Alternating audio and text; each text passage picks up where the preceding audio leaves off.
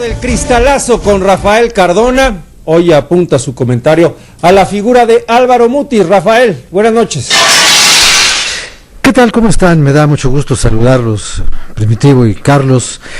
Mira, este asunto de la literatura es algo sumamente mágico, porque ya desde el siglo de oro nos decía Quevedo, cuando vivía pues retirado de todo, que él se la pasaba leyendo y que tenía pocos pero doctos libros juntos y que estaba en soledad y en comunión con los difuntos y que escuchaba con sus ojos a los muertos.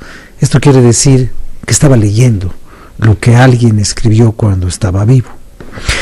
Y en este sentido yo creo que siempre repetimos y repetimos un lugar común cuando muere un hombre como Álvaro, que el mejor homenaje para un escritor es leerlo y volverlo a leer, que eso es lo que debemos hacer con él. Y yo quisiera leer solamente dos párrafos, uno de Álvaro Mutis y otro de Gabriel García Márquez. El de García Márquez proviene del año 1954, cuando todavía no se venía a vivir Mutis a México, y tampoco Gabriel. Y entonces dice algo que con el tiempo fue realmente cierto.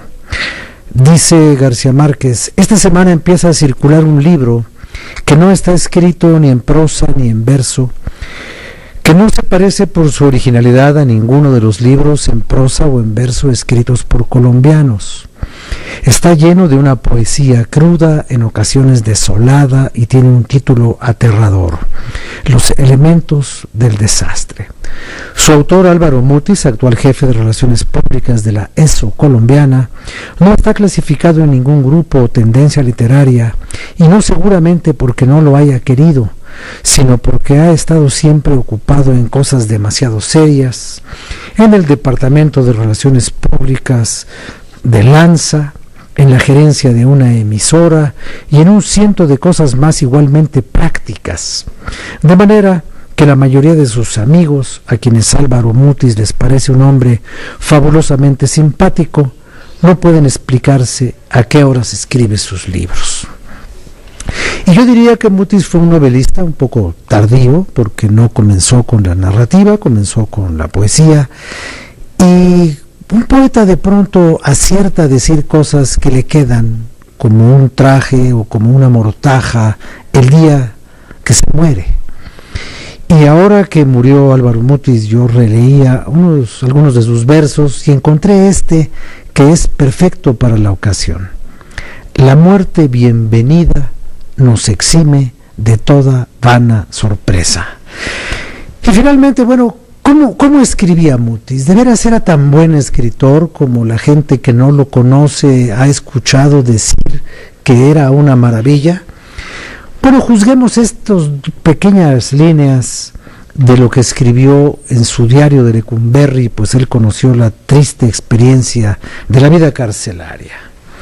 Dice así: y así pasa el día en medio de signos, de sórdidos hitos que anuncian una sola presencia: el miedo de la cárcel, el miedo con polvoriento sabor a tezontle, a ladrillo centenario, a pólvora vieja, a bayoneta recién aceitada, a rata enferma, a reja que gime su óxido de años, a grasa de los cuerpos que se debaten sobre el helado cemento de las literas y exudan la desventura y el insomnio.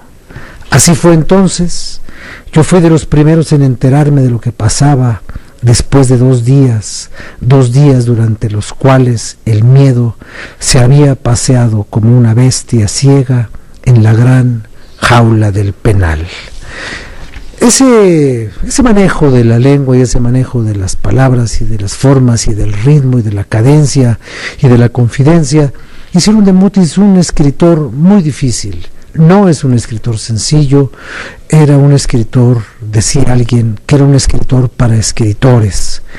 Lo que yo sé es que Mutis fue un hombre verdaderamente interesante, importante, que manejó muy bien los géneros y que construyó en torno suyo una gran leyenda, y por esas paradojas de la vida se hizo famoso no por ser escritor, sino por haber participado en el doblaje de una serie de televisión sobre policías y ladrones. Él era la voz del narrador en la serie de Los Intocables. Ahí está. Rafael, muchas gracias. Gracias, buenas noches. Gracias, buenas noches. Buenas noches a Rafael Cardona, recordando a Álvaro Mutis. Qué gran dato que rescata a Rafael Cardona, porque me parece muy emblemático para quien se acuerde, nos acordemos de aquella serie blanco y negro de Los Intocables, y efectivamente siempre comenzaba con una narración de un tercero, de una voz en off que decía: Elliot Ness y sus muchachos fueron y pusieron tal a Frank Nitti, ¿no? Con Robert Stack. Con Robert Stack. Como Elliot Ness. Como Elliot Ness.